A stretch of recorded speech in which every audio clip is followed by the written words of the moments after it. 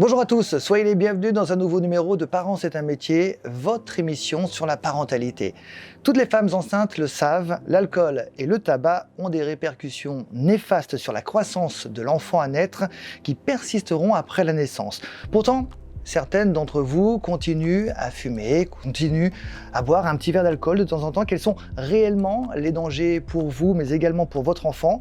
Comment faire pour vous débarrasser de ces vices qui vous pourrissent la vie ? Eh bien, toutes ces réponses vont arriver dans un instant, juste après le jingle, avec Elia Billou, notre psychologue.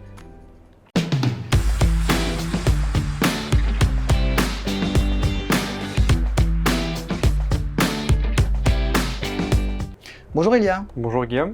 Alors c'est un thème un petit peu particulier. Quels sont les effets de l'alcool et de la cigarette sur le fœtus ? Alors, il y a diverses actions qui peuvent entraîner en fait diverses pathologies pour l'enfant, en tout cas le fœtus de la maman. Donc, on ne va pas tous les énumérer parce que ça n'a pas vocation médicale, mais on va aborder quelques chiffres en tout cas qui me semblent importants pour qu'on se rende compte de justement de ce qui se passe. Les chiffres de 2017, c'est que une grossesse sur 5, la maman a au moins fumé. Sachant qu'il y a environ 17% des femmes en 2016 qui fumaient pendant toute la durée de leur grossesse.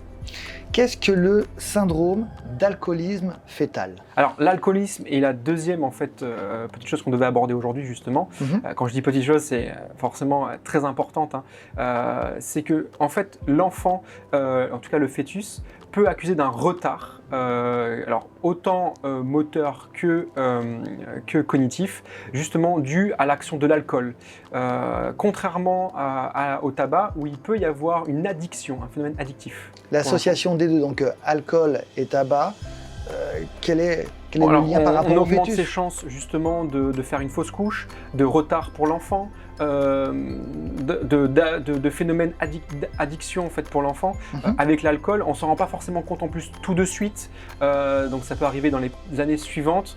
Donc c'est vraiment quelque chose de très important en tant que future maman, de pouvoir mettre en place toutes les actions, toutes les thérapeutiques possibles pour aider en fait l'arrêt de l'addiction, comprendre pourquoi elle est présente, l'arrêter le plus rapidement possible, c'est très important, que ça soit lorsque l'on est enceinte ou en période d'allaitement pour le nourrisson.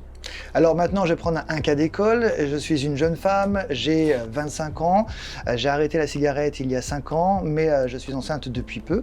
Est-ce que je dois avoir peur de mes antécédents ou pas du tout ? Alors, il ne faut pas nourrir la peur. Dans un premier temps, il faut continuer à faire ces examens avec les spécialistes pour pouvoir voir si le fœtus se développe correctement. C'est pas parce qu'on fume beaucoup ou peu, ou on boit beaucoup ou peu, qu'il va y avoir la même action en fait sur le fœtus. C'est aussi, il y a une partie du génétique, ça dépend de la consommation, ça dépend à quel moment on a arrêté aussi pendant la grossesse.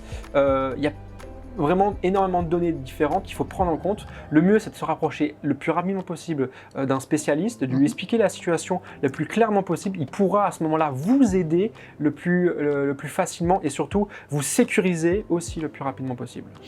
Une femme enceinte peut-elle tout de même s'octroyer une petite cigarette le week-end ou une petite cigarette par jour et un verre de vin ?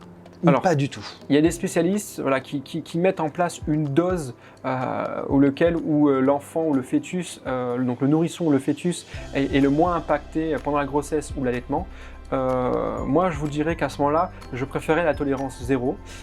Pourquoi ? Parce que tout simplement, on se dit qu'on s'octroie 1 ou 2 cigarettes et donc il y a moins de chances que pour le fœtus ou le nourrisson, il y ait quelque chose de négatif qui se développe. Mais malheureusement, quand on a une addiction à la cigarette, 1 ou 2, on passe à 3 ou 4, 5 ou 6 et ainsi de suite, ainsi de suite. Et là, je parle juste du bien-être pour l'enfant, en tout cas le futur enfant. Mais il y a aussi votre propre bien-être à vous et justement arrêter les addictions le plus rapidement possible. Et une addiction se résume assez brièvement, c'est quand on met en place un procédé via une substance ou pas, et qu'on n'arrive pas à s'en passer. N'oublions pas que l'OMS dit bien que la cigarette et l'alcool font partie des drogues, contrairement à ce que l'on pense, et que dans toute drogue, en fait, il y a des substances qu'on amène à son corps qu'on n'en a pas besoin. Alors comment aider un fumeur ou quelqu'un qui aime bien boire, je ne parle pas d'alcoolisme, hein, de quelqu'un juste qui aime bien boire une fois de temps en temps, à arrêter pendant la grossesse. Le fumeur, par contre, je parle d'un fumeur lourd. Alors, pour tout ce qui est autour de la cigarette, il existe en fait des protocoles où vous avez des centres d'addictologie qui sont formés pour pouvoir vous faire arrêter. Là, les chiffres qu'on sait actuellement, c'est qu'il vaut mieux mettre en place une prise en charge sur le plan médicamenteux et psychothérapeutique pour pouvoir arrêter sereinement sur le long terme. Donc du coup, il existe diverses techniques. On ne va pas toutes les dénombrer, mais vous avez l'hypnose, l'acupuncture, les patchs nicotiniques. Le mieux, c'est de mettre en place un procédé, un protocole avec un spécialiste. Ça, c'est pour la cigarette, mais pour l'alcool? Pour l'alcool, c'est le même principe, c'est de mettre en place un protocole, une structure dans laquelle on peut s'appuyer pour arrêter doucement. Forcément, le mieux, c'est que quand on sait qu'on a une volonté d'avoir un enfant, de mettre en place ces protocoles, évidemment avant d'être enceinte. Par contre, si ça arrive lors de la grossesse, enfin si on a encore nos addictions pendant la grossesse, on n'a pas su prendre la chose à temps, ça peut arriver, il n'est pas trop tard, il faut tout de suite se rapprocher envers des spécialistes qui vont vous aiguiller là où il vous faut aller pour pouvoir arrêter l'addiction. Merci beaucoup Elia pour toutes ces informations. On aura le plaisir de se retrouver très prochainement pour évidemment de nouvelles aventures dans Parents, c'est un métier.